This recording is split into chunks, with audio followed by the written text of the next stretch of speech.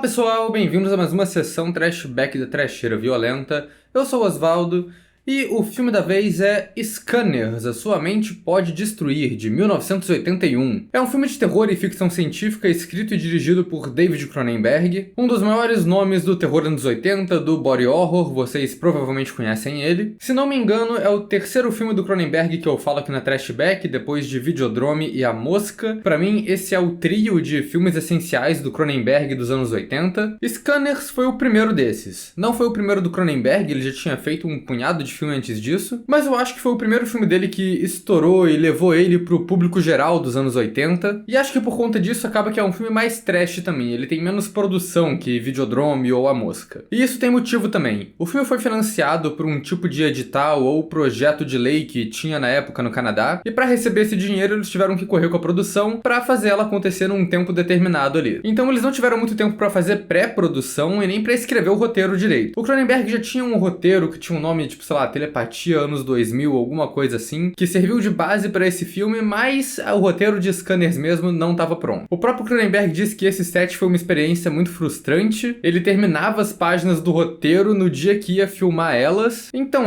deve ter sido uma correria e uma doideira de fazer esse filme, e no final foi um resultado doideira também, né? Ele virou um cult classic e acho que hoje em dia ele é um desses filmes que todo mundo conhece pelo menos uma cena dele, que é a cena da cabeça explodindo. Ela virou meme na internet ali nos anos 2000. Acho que muita gente deve ter ido ver Scanners por causa dessa imagem de 2 segundos de uma cabeça explodindo, ao mesmo tempo que deve ter muita gente que conhece essa cena, mas não sabe nem de qual filme é ou nunca pegou pra assistir. Acho que pra mim Scanners é um filme peculiar. É tudo peculiar, né? Desde o nome, porque Scanners teve esse nome antes do aparelho eletrodoméstico de computador ficar famoso, talvez. E também é um filme que saiu antes da banda de heavy metal alemã Scanner ficar famosa. Mas isso é porque ela não ficou famosa até hoje, então qualquer coisa que a gente fizer antes disso acontecer, né? Mas enfim, é um nome peculiar, mas funciona pro filme, é um nome ok. E o filme é essa mistureba de terror com ficção científica, com um pouco de body horror, com essa trama de teoria da conspiração envolvendo empresas malvadas e tecnologia e um movimento de resistência. Em outras palavras, é um filme bem do Cronenberg mesmo. Antes de falar mais dele, vou pedir pra vocês se inscreverem no canal se vocês não forem inscritos ainda. Comentem aí embaixo se vocês já assistiram Scanners, Sua Mente Pode Destruir, o que vocês acharam desse filme. Deixem outras recomendações de filmes pra gente falar aqui no canal também. Acompanhe a gente nas redes sociais, os links estão todos aí embaixo na descrição do vídeo. Eu vou anunciar aqui nessa Trashback que eu comecei um projeto secundário no YouTube, o meu canal pessoal. Eu vou deixar o link aqui em cima também. Eu vou falar nesse canal de coisas fora do tema aqui da Trasheira, filmes que não são de terror, ou talvez outras coisas que eu gosto, tipo música talvez, eu não sei ainda direito o que eu vou fazer nele, mas vai ter conteúdo nesse canal secundário, então sigam a gente lá também. Se você gosta do nosso trabalho aqui na Trasheira, considere virar membro. Quando você é membro da Trasheira, você ganha acesso a conteúdo exclusivo que a gente libera pros membros, e você também pode escolher alguns filmes que a gente fala por votação aqui no canal. Scanners foi escolhido pelos membros. Eu fiz uma votação com todos os filmes dos anos 80 que eu via sendo muito pedidos. Scanners, Pumpkinhead e Coração Satânico ficaram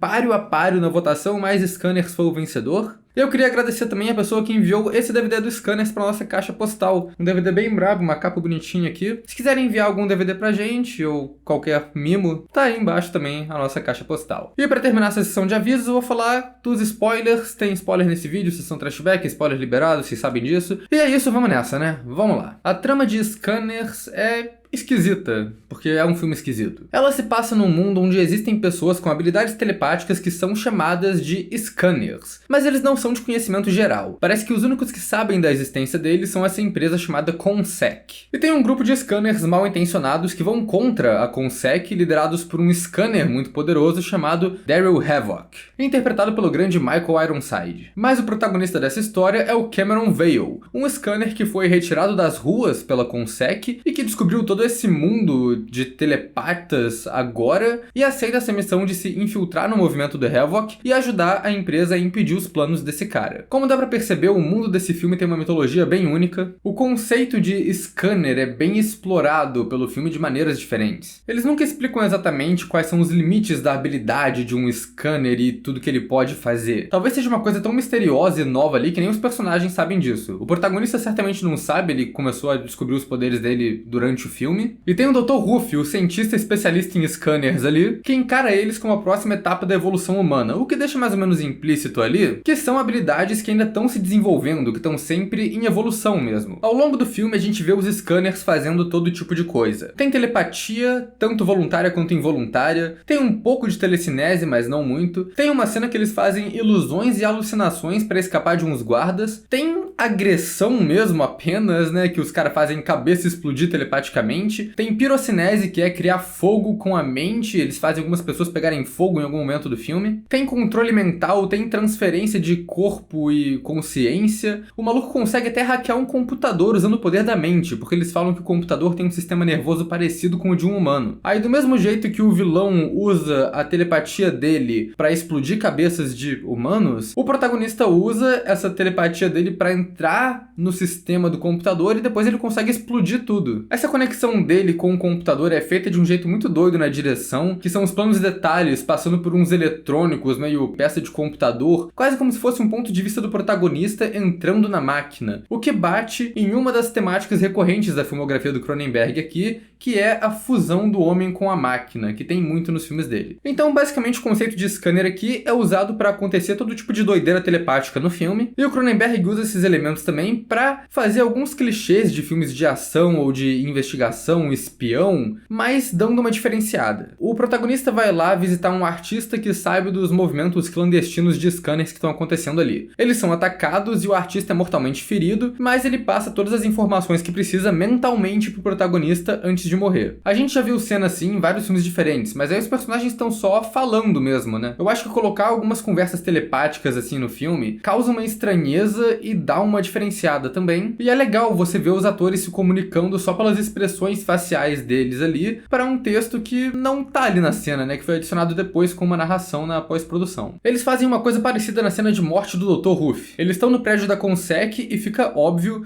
que tem um espião ali mirando neles. O doutor e o protagonista se separam, mas até o espião matar o Dr. Ruff, ele continua fazendo um monólogo, falando sozinho ali na sala que ele tá. Só que a parada é que ele não tá falando sozinho. Ele tá lá até o final falando com o protagonista, que tá pegando toda essa conversa pela telepatia dele, mesmo estando em outro andar do prédio. Tanto que quando o Dr. Ruff finalmente morre, o protagonista reage, mesmo ele não estando ali. Outro tema que eu acho bem Cronenberg que é usado aqui é esse clima de opressão e teoria da conspiração que tá rolando ali, com todos esses cultos e facções diferentes. Isso é bem estilo Videodrome ou Crimes do Futuro. E igual esses outros dois filmes, a trama aqui não tem uma moralidade preto e branco. Ele apresenta esses dois grupos, tem o grupo do Havoc e tem a Consec. O protagonista trabalha pra Consec, mas mesmo ele estando contra o Havoc, que é obviamente o vilão, ela ainda é uma empresa suspeita. Desde o começo tem várias imagens ali que só de você bater no visual você pensa, calma, isso não parece legal. Além do fato de que é uma empresa de armamento, né? Toda empresa de armamento de filme dos anos 80 é mal intencionada, sem exceção. Mas logo na primeira cena a gente vê esses caras usando um sobretudo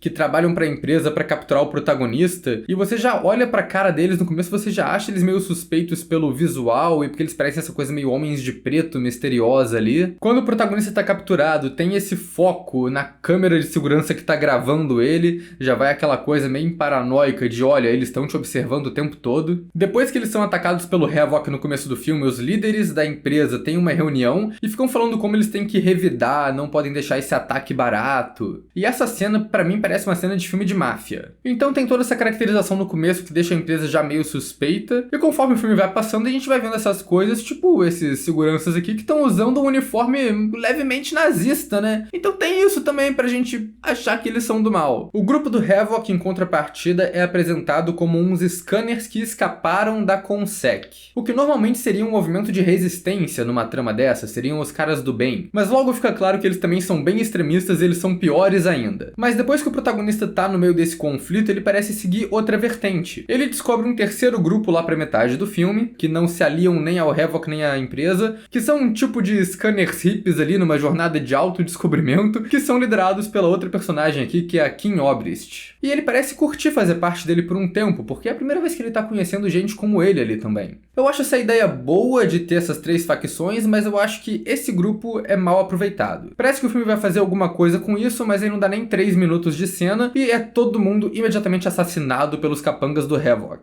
E acho que o problema é que a gente não se apega emocionalmente a nenhum desses personagens. É quase ninguém no filme, né, pra falar a verdade. Mas esses vezes é só um monte de figurante que teve uma fala só que estão morrendo ali várias vezes, e tem os personagens que ficam, oh não, mataram o Tony. Eu sou tipo, cara, quem é Tony? Eu não me importo. E a cena apresenta uns conceitos legais também dos scanners que não são tão aproveitados assim. Eles estão fazendo essa dinâmica de grupo ali, que todos eles conectam as mentes usando telepatia e escaneando uns aos outros ao mesmo tempo, mas que tem uma parada maneira que alguns deles começam a ser assassinados no meio disso. E como eles estão conectados mentalmente, todos os personagens que estão ali vivenciam essa morte também. A Kim Obrist parece ficar abalada com isso no começo da cena e fala, agora eu sei como que é morrer.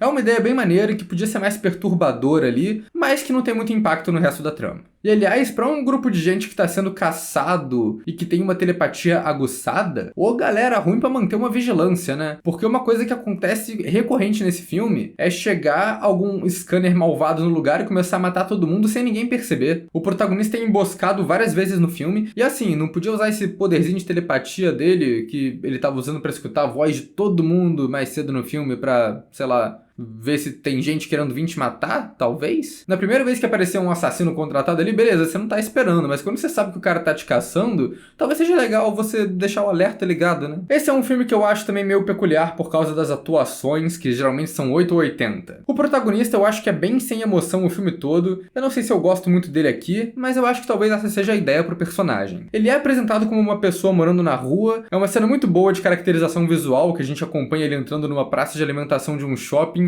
e roubando comida da bandeja dos outros. Quando a Consec captura ele e dá o remedinho pra ele conseguir controlar os poderes, ele fala que ele nunca ouviu os próprios pensamentos, porque tava sempre com a cabeça ocupada com o pensamento dos outros. Então o filme é basicamente ele se descobrindo ali, descobrindo a personalidade dele, e por isso talvez ele seja tão blasé. Mas eu também acho que a personagem da Kim Obrist é uma personagem bem blasé, que não demonstra muita emoção, e aí não tem muita justificativa. Mas pra contrapor com a atuação apática do protagonista, o Michael Ironside rouba toda a cena que ele faz aqui interpretando o Havok. Sério, a atuação dele é muito exagerada e é um show à parte nesse filme. Ele é muito expressivo, assim, é muito engraçado até. Toda vez que ele usa as habilidades dele, ele tá fazendo umas caretas bizarras. Eu até acho isso de boa, porque o filme todo se baseia em habilidades psíquicas que a gente não consegue ver. Então os atores que estão fazendo e sofrendo esses ataques telepáticos têm que todos ser expressivos assim pra gente conseguir entender a cena sem precisar de diálogo expositivo. A cena da explosão de cabeça eu acho muito boa, porque é isso, os personagens estão passando um sofrimento ali, um ataque todo só na expressão facial. Eu prefiro que eles sejam exagerados assim do que se fosse só eles parados fazendo tipo...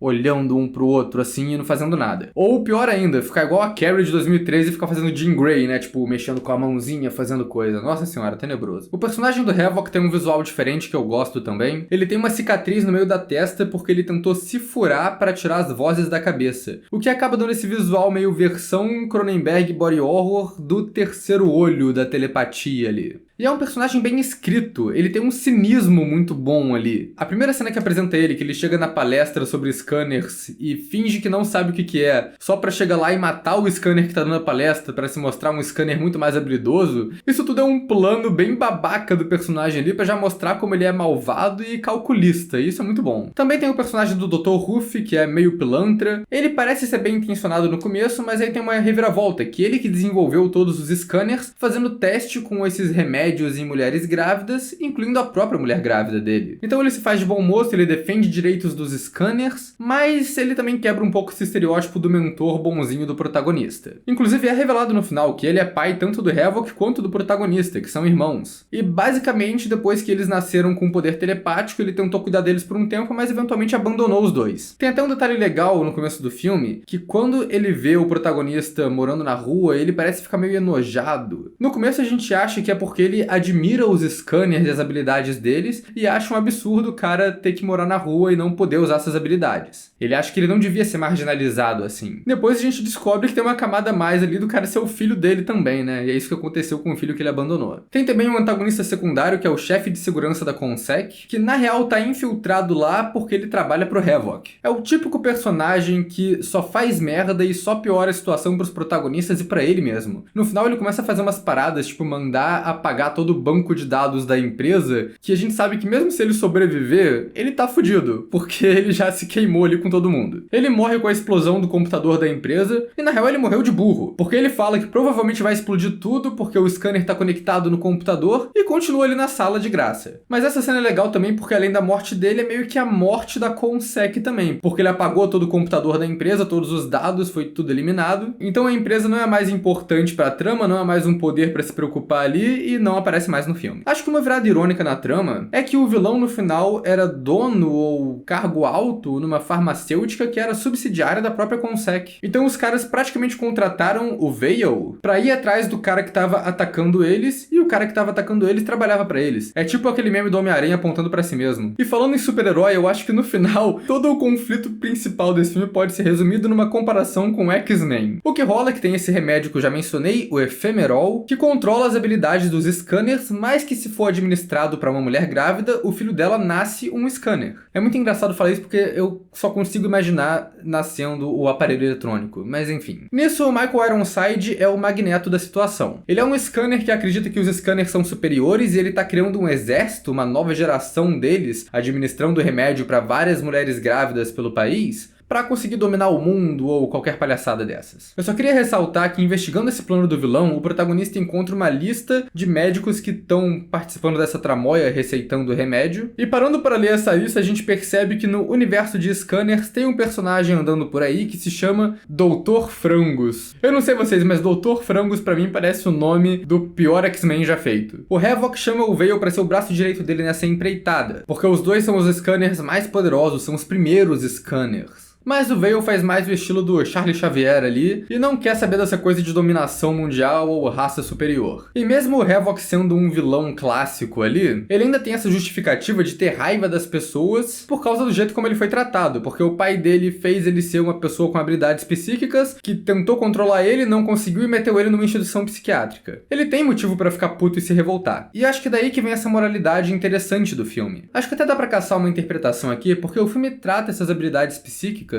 quase como uma doença, então dá pra enxergar como uma doença neurodivergente ali, e o filme mostrando como essas pessoas eram tratadas ou ainda são tratadas de um jeito ruim pela sociedade. Não sei nem se isso é proposital, mas é uma leitura possível, porque tem uma galera que se medica ou que é medicada à força, tem uma galera que é marginalizada da sociedade, tem o pai que larga o filho para não saber lidar com essa doença e só interna ele em qualquer lugar, então tem esses elementos ali. Mas enfim, o confronto final entre o Havoc e o Vale é pra mim o auge do filme e o momento que a gente cai pra outra característica recorrente do Cronenberg, que é o body horror. Os dois têm uma batalha intensa de telepatia, um tentando danificar o outro, e a gente vai vendo esses ferimentos aparecendo do nada neles. E são os efeitos muito fodas criados pelo Dick Smith, que é uma lenda de efeitos especiais de Hollywood. Acho que o mais bizarro pra mim são as veias inflando no rosto dos dois personagens e o sangue começando a sair em jatinhos, como se tivesse tudo sendo estourado ali. Isso é muito único. E depois continua, com o personagem pegando fogo, o olho explodindo, o visual do Ironside com o olho todo branco e boladaço, né, que virou o pôster do filme. É uma cena que eu acho muito boa e que tem uma conclusão bem foda pra essa disputa. O Vale pega fogo e o corpo dele é carbonizado, mas ele consegue se transferir mentalmente pro corpo do Havoc e basicamente sequestra o corpo dele. O que é representado pela mudança da cor de olho, da voz do personagem e pela cicatriz característica do Michael Ironside sumir da testa dele. Como eu disse, o filme faz muita coisa doida com a ideia de telepatia e habilidades mentais ali, e eu acho que isso tudo funciona, é bem criativo. E além dessa passada pela trama, também tem que comentar um pouco da parte técnica que eu não falei ainda, porque eu acho que o filme tem muita coisa maneira aqui também. Tem uns bons cenários, mas a maioria deles parecem ser locais já existentes, porque o filme teve uma pré-produção muito corrida. Então a fábrica farmacêutica que aparece em uma cena, na real, é uma estação de tratamento de água em Toronto, ou alguma coisa assim. Mas uma cena que tem uma direção de arte irada é quando o Vale vai visitar o scanner, que é artista também. E aí tem uma cena no ateliê dele e uma cena numa exposição que tá rolando num museu. As duas têm muita arte do cara ali em evidência e é legal como todas essas artes representam os tormentos da vida de scanner dele. Todas têm a ver com cabeça, ou mente, ou conexão mental, ou uma representação visual de telepatia. É até engraçado que uma das peças mais proeminentes no filme é uma cabeça gigante que os personagens entram pra conversar, o que é uma representação visual ali da telepatia, né? São os caras conversando dentro de uma cabeça cabeça ali. E a direção do Cronenberg é muito boa. Eu gosto como ele estabelece muita coisa no filme só pelo visual, porque é o que eu disse, né? O filme tem muita ação invisível acontecendo. Um toque visual muito legal é a pessoa que está sendo escaneada ter o nariz sangrando. Isso é estabelecido no começo do filme, é usado algumas vezes depois, principalmente na cena que a Kim Obrist está esperando na clínica do médico e um feto não nascido ainda consegue escanear ela e ela percebe porque o nariz começa a sangrar. E eu li na internet, não sei se é verdade, que esse é o primeiro filme a fazer essa associação de usar poderes psíquicos com o nariz sangrando. Não conferi pra saber se é mesmo, mas se for, é um clichê que a gente vê sendo usado muito até hoje, então um mérito pra ele. O Cronenberg também usa muito fade entre o rosto de dois atores diferentes na mesma cena pra passar a ideia de controle mental que tá acontecendo ali, isso funciona bastante. E eu gosto muito das cenas que apresentam no começo do filme o Vale e o Havoc, porque elas são quase um paralelo uma da outra. O Vale tá no shopping e tem uma mulher falando mal dele, isso meio que atrai a atenção dele ali e ele acaba atacando ela mentalmente sem querer. Fica bem claro pela atuação dele que ele não tem controle sobre o que tá acontecendo, que ele fica meio horrorizado depois com o que tá rolando. A cena que apresenta o Havoc é a famosa cena da palestra com a cabeça explodindo. Ele chega lá fingindo que não sabe de nada, enquanto ele tá tentando atacar o cara pra matar ele, que é exatamente o oposto que o protagonista fez na outra cena. E eu gosto do começo dessa cena, a câmera tá mostrando só o cara que tá palestrando ali, o scanner da Consec, mas quando vira pra mostrar a plateia, mostra que tem pouquíssima gente, o que mostra que ou é uma reunião seleta, o que de fato é, só com alguns líderes de empresa, ou que é um tema que ninguém levou a sério e a galera não quis ir porque telepatia. O que eu também acho plausível ali, é um pouco de cada talvez. E claro que tem a explosão épica de cabeça aqui, né? Uma das melhores explosões de cabeça no cinema, ela não ficou viral na internet à toa. Os caras fizeram uma cabeça falsa, recheada de sangue falso, gosma e os cacete, e só atiraram com uma arma e explodiram mesmo. Efeito simples, mas que funciona. Como eu disse, as expressões dos atores contam muito pra passar tudo que tá acontecendo ali com os scanners, mas o filme também usa muito bem o som pra passar essas sensações também. A cena de tortura mental que o Dr. Ruff faz com o protagonista no começo, eu acho uma tensão muito boa criada na edição de som. O que ele faz é que ele deixa o telepata amarrado ali e coloca 50 pessoas sentadas na sala sem fazer nada, só pra torturar o cara com os pensamentos delas que ele tá captando sem querer. A direção é ótima, porque vai entrando cada vez mais voz no áudio, vai ficando uma coisa completamente poluída,